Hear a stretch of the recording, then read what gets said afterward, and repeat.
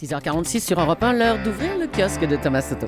Le Front National, Julie, n'a pas seulement réussi sa percée dans les urnes de Brignoles, il a aussi gagné les unes ce matin. Il y a d'abord les journaux qui racontent ce qu'il s'est passé hier. Le Front National bat le Front Républicain pour Vaucluse matin. Le Front National, malgré le Front Républicain, variante pour le Dauphiné libéré. La claque pour Var matin.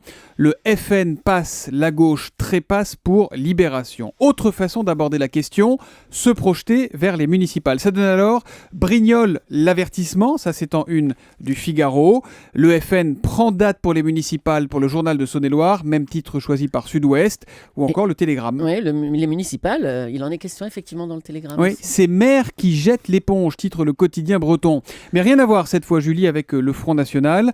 Non, ce qui pousse nombre de maires à passer la main, ce sont les responsabilités et les contraintes administratives toujours plus grandes, l'intercommunalité qui grignote le peu de liberté que laisse la fonction de maire. Être maire n'est pas une sinécure, conclut le Télégramme. Un article à lire peut-être pour tous ceux qui vont se jeter toute griffe dehors dans la bataille au mois de mars prochain. Mais il y a quand même des journaux qui ont choisi de varier les unes, de oui, choisir d'autres sujets. Oui, il y a Aujourd'hui en France, par exemple, qui consacre ses 2 premières pages à l'épidémie de crimes en Guadeloupe. L'île est secouée par une impressionnante vague de meurtres. Sous les cocotiers, avec 38 homicides pour une population de 403 000 habitants, Marseille et ses 15 règlements de compte a des allures de paisible campagne, écrit Timothée Boutry. Une violence aux causes multiples, l'illettrisme qui touche 25% de la population, le chômage qui atteint 60%, oui 60% de chômage chez les jeunes, mais surtout les armes, elles sont partout. Il faut arrêter le massacre, s'inquiète le procureur de Pointe-à-Pitre. Une des particularités de l'île, c'est que tout le monde est armé essentiellement avec des fusils de chasse.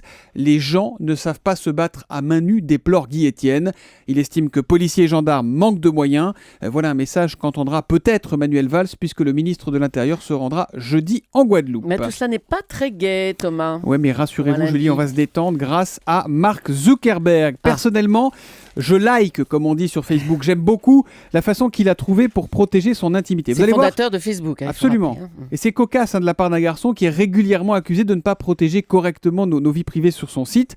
Pour être sûr d'être tranquille, donc Zuckerberg a décidé d'acheter les 4 maisons qui entourent la sienne à Palo Alto en Californie. Carrément, ouais. C'est donc le Figaro qui nous raconte cette histoire. Mais pourquoi il a fait ça ? On sait qu'il a les moyens, mais il est fou. Non, il n'est pas fou. C'est pour contrer les projets d'un promoteur qui voulait construire une immense maison sur le terrain, puis la vendre en jouant sur le fait qu'elle était voisine de celle de Zuckerberg. Vous comprenez qu'il voulait la vendre plus cher, évidemment. Alors, mesdames, messieurs, sachez que je loue un 3 pièces avec vue directe sur la salle de bain de Julie. Oh non, merci de me contacter par mail. S'il vous plaît. J'en avais un deuxième avec vue sur la chambre à coucher, mais Axel de Tarlet l'a déjà réservé. Bonjour Axel. Bonjour Thomas. Vous avez lu la presse économique ce matin, et ce qui vous a frappé, c'est l'incroyable volte-face du gouvernement dans l'affaire des taxis. C'est dans les Échos. Ah oui, c'est incroyable. Vendredi matin, vous vous en souvenez, dans la guerre qui oppose les taxis aux voitures de tourisme avec chauffeur, on avait expliqué que les taxis avaient perdu. C'est clair, ce que vous aviez dit. Eh bien finalement, ils ont gagné, puisque dans la journée de vendredi, donc après qu'on ait raconté tout ça, le lobby des taxis est allé se plaindre auprès de Manuel Valls et de Sylvia Pinel, la ministre du Tourisme, et les taxis ont obtenu gain de cause, donc on a changé la loi.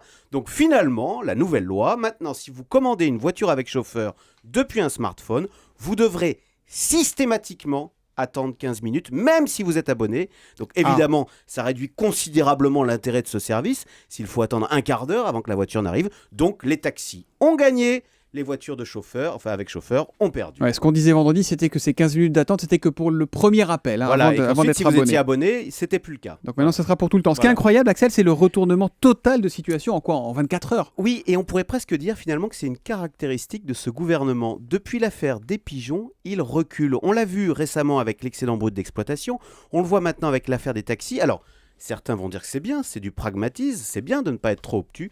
Il faudrait quand même faire attention non plus à ne pas passer pour une girouette. La volte-face du gouvernement sur les taxis, c'est à lire dans Les Échos ce matin. Axel, on vous retrouve à 7h10. Alors, on parlera de l'avenir de Peugeot Citroën, puisque le chinois Dongfeng et l'État français pourraient prendre les commandes. Ça bouge beaucoup autour de PSA. Rendez-vous dans 20 minutes, Axel de Tarlet. Merci. Europe 1, 6h51.